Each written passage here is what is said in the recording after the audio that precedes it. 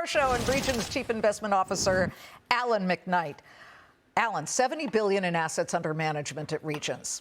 So on a day like today, which one of these headlines, because they all seem pretty significant, matters to you most? Well, pick your poison, Liz, because when you go down the litany of things going on this week, everything from NVIDIA and consumer names reporting to Fed chair to what Secretary Bessent talked about today, for us, it really comes down to some of the noise we get around PCE on Wednesday, which is the primary inflation number for the Fed. And are we starting to see that inflation number coming down a little bit? We think it's going to be sticky. We think it's going to remain sticky given the cost of oil and given overall inflationary trends. And that's going to dictate a lot of where we see the rest of the market for the week. Yeah, for newbies out there, and we welcome everybody as a viewer here, but those of you who know PCE, the personal consumption expenditure number, is expected to come in 3.7%, same as the last time around.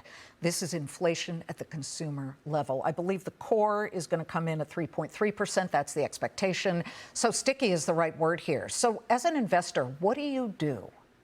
I think for us, more than anything else, it's about being diversified and ensuring that while we've seen the AI trade, we've seen what's happened in tech more broadly this year, it's starting to rotate out of some of those names and rotate and get a bit more diversification, smaller and mid-cap names, get into some of these other sectors like financials and healthcare that haven't performed as well compared to the big tech names, as well as moving more into developed international and emerging markets where lower valuations, earnings may not be as good as the U.S., but still sizable, comparatively speaking. You know, you mentioned healthcare.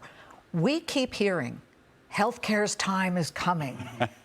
When? Because you haven't seen an incredibly meaningful jump a la what we saw with the AI hyperscalers from a year or two ago to today.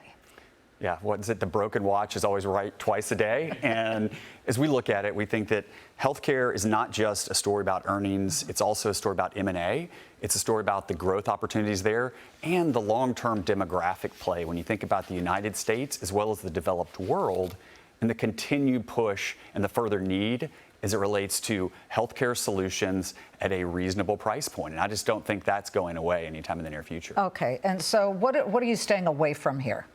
We want to be underweight technology, the broad sector. We still want to own some of the bigger names there. We want to own the names like NVIDIA and others that are still driving earnings growth. In the second quarter, when you look at overall S&P 500 earnings, up over 50%, most of that was driven by technology. But we don't want to own everything in that sector. I think that's the challenge right now, is that people have chased that trade and chased that sector. We'd rather be a little bit more circumspect about it and pick the names within. Alan, always a pleasure. Thanks for having me. Thanks for being here. All right.